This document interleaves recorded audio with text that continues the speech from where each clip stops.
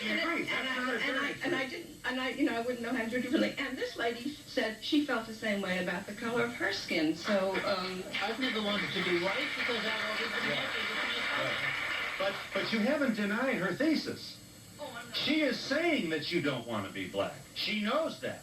And she's saying something else. She's saying that your interest in not being black is resting somewhere way down in your soul, and it's causing some of us to be scared to death that we might be. You want to know something, Phil? I never even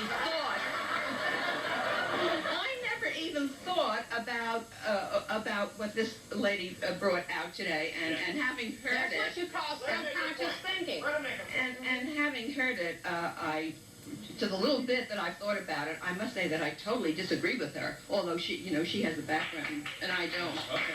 All right. Yes. If you're a man, you get to talk. With all this talk, with all this thing going on, and everything that's been said, I haven't heard one person make mention, especially you, Doctor, about the transition that's been taking place over the past 25 years. Of 20 years ago, who ever heard of a black mayor in the city of Montgomery, Alabama? I have a business in Patterson, New Jersey. Joe Clark, the principal. Yeah. Well, Joe Clark, he's doing a fantastic job. He's black. What about all these other things that are happening? Everything that's going on in television today. When did you see a Bill Cosby show become such a big thing on television? He's black. Yes. First of all, I'd like to commend you on your work. I think it's incredible. And also, I'd like to know how you feel about the recent Newsweek article that came out last week. We're all women. Women... Wait, no, just hold on. That addresses the basic assumption that we all are from a common ancestor, meaning we all is human. And Newsweek revealed that this common ancestor was, in fact, a black woman from sub-Saharan Africa. I'd like to know your comment on that, as well as, do you think that this kind of research, which has clearly been substantiated, really will reach a plateau of exposure? Because I don't think white America is ready to accept the fact that they are indeed genetically descended from a black woman.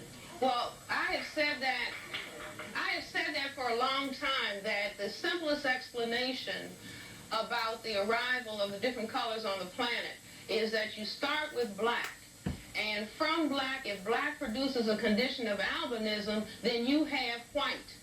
And then if you mix the two, you get all the colors in the middle. Now, white cannot produce black, but black can produce all of the colors on the planet. So I say, since the paleontologists and anthropologists are saying human life began in Africa and the first ancestors for everybody were black. Now, the very fact that people have trouble with that, you see, says something about the psyche, about what people, after white supremacy has been established, what people end up feeling about color. I think it's very unusual that a psychiatrist would give a biological reason for racism, because I really feel like racism comes from psychology. And if we took, as you said, all of the genetic pool and mixed it together and did come out with a one world color, I still think people would be racist. They'd find something else to come up with. Wait a minute, make people superior. I am a medical doctor. And a medical doctor has to include the whole body as well as the functioning of the brain that produces the end product of behavior. Now, people, indeed, and I have said, people could have, one of the things that led me to this paper, I said, now, people could have done foot size. You know, I wear 10B, so everybody who has 10B, but people didn't focus on foot size. If they did focus on foot size, some psychiatrists or behavioral scientists would have to come along and raise the critical question, why? But people settled on color. And so as a behavioral scientist, I just put the question in my brain computer and said, why? Why did they settle on color, and what is the significance of color? And let me just throw this out. A few weeks from now is going to be Valentine's Day. And what are the ladies going to want? Chocolate candy.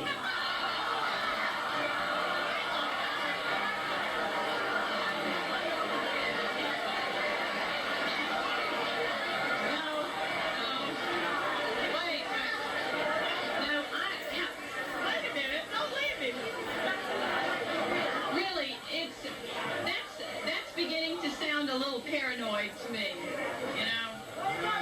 Well, yeah. Why? Let me ask you this. I'll tell you, you know ask this question Why on my do show? white people say chocolate is erotic? Why is Darker. chocolate cake devil's food cake and white cake is angel food cake? Well, how do I answer that question on this program? And we'll be back in just a moment.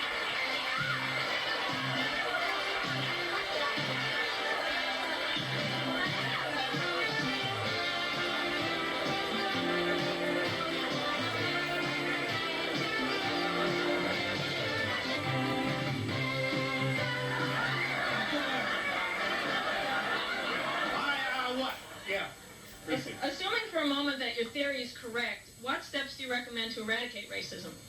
Well, I would like the people who classify themselves as white to really get in love with their own color and the fact of the reality that... Wait a minute. They're angry that you suggest they are. Well, wait a minute. You see, the proof of behavior is in what you do, not always what you say. But if not that, I advocate that black people, non-white people, begin to look at it like a chessboard and understand that if people who classify themselves as white are playing for white genetic survival, then they cannot do the things that black people expect them to do, like help across the board.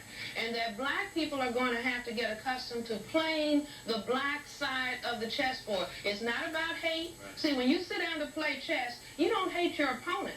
You just know that the white side of the chessboard that always moves first. You see, it's playing offense, defense, and the black side has to play defense, offense.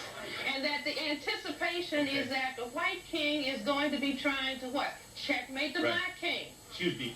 Let me just get a couple of other of your observations. First of all, William Raspberry had, I thought, a very insightful article about you. Talked about lap time. That's a big thing with you. Yeah. Children who are babies, infants, who don't get the, hi, we're glad you're here, tactile kind of. You told Essence magazine, among other things, we cannot wage struggle if the people are weak. You're talking about blacks now. No black female should have children before the age of 30, and no black man should become a father before the age of 35.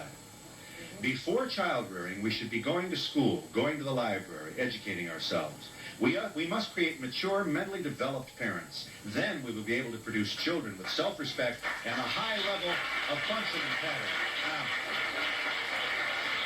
wait a minute. Before this white audience gets too goo-goo gaga over this, the point ought to be made that there wouldn't be bad advice for not a few young white folks to keep in mind. Let me say this, Phil. Wait a minute. Phil, Adequately spacing the children builds a whole-centered child who has gotten special attention. A family should consist of no more than 2 children, no closer than 3 years apart. The 3 years give you a chance to... Phil, please, let me just say this. That I'm talking about all of the horrendous problems. If you advocate, everybody in here white, read the Urban League report about what is happening to black families, okay? So I'm trying to help black families that are in the midst of the white supremacy dynamic get off of the dependency kick. Because I don't see the white supremacy changing. But if black people understand that, and follow those regulations that I have set up. You see, no children until 30, no father until 35, no more than 2, so that people can actually take care of their own children. Okay. Are you there, caller? I'm glad you waited. Go ahead. Hi. I'm a white female engaged to a black man, and anybody out there who says that there is no prejudice in this country is wrong, because I deal with it every day. I personally get called names. I get called nigger lover, all kinds of things, just by stepping out of the house with my fiance. And your point is?